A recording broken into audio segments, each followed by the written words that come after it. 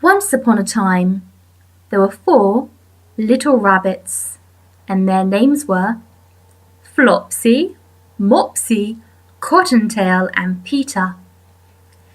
They lived with their mother in a sandbank, underneath the root of a very big fir tree.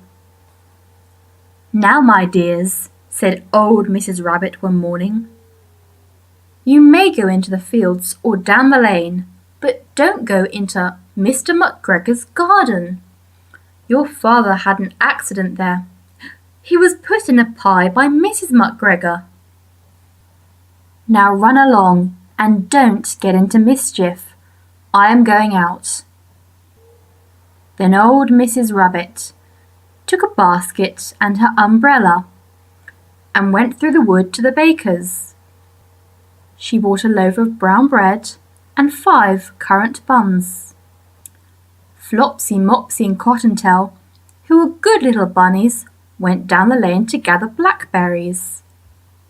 But Peter, who was very naughty, ran straight away to Mr. McGregor's garden and squeezed under the gate. First, he ate some lettuces and some French beans, and then he ate some radishes. And then, feeling rather sick, he went to look for some parsley. But round the end of a cucumber frame, who should he meet but Mr. McGregor? Mr. McGregor was on his hands and knees, planting out young cabbages, but he jumped up and ran after Peter, waving a rake and calling out, "Stop, thief!" Peter was most dreadfully frightened. He rushed all over the garden, for he had forgotten the way back to the gate. He lost one of his shoes among the cabbages, and the other shoe amongst the potatoes. After losing them, he ran on 4 legs and went faster, so that I think he might have got away altogether if he had not unfortunately run into a gooseberry net and got caught by the large buttons on his jacket. It was a blue jacket with brass buttons, quite new.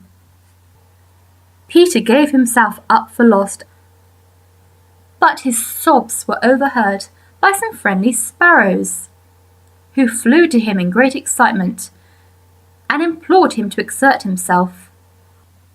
Mr. McGregor came up with a sieve, which he intended to pop upon the top of Peter, but Peter wriggled out just in time, leaving his jacket behind him, and rushed into the tool shed and jumped into a can.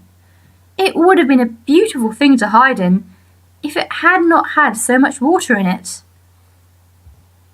Mr. McGregor was quite sure that Peter was somewhere in the tool shed, perhaps hidden underneath a flower pot. He began to turn them over carefully, looking under each. Presently, Peter sneezed. "Ker-choo!" Mr. McGregor was after him in no time, and tried to put his foot upon Peter, who jumped out of a window, upsetting 3 plants. The window was too small for Mr. McGregor, and he was tired of running after Peter. He went back to his work. Peter sat down to rest. He was out of breath and trembling with fright. He had not the least idea which way to go. Also, he was very damp with sitting in that can. After a time, he began to wander about, going lippity-lippity, not very fast, and looking all around. He found a door in a wall, but it was locked, and there was no room for a little fat rabbit to squeeze underneath.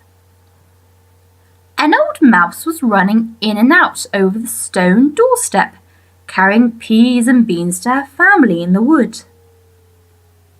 Peter asked her the way to the gate, but she had such a large pea in her mouth that she could not answer. She only shook her head at him. Peter began to cry. Then he tried to find his way straight across the garden, but he became more and more puzzled.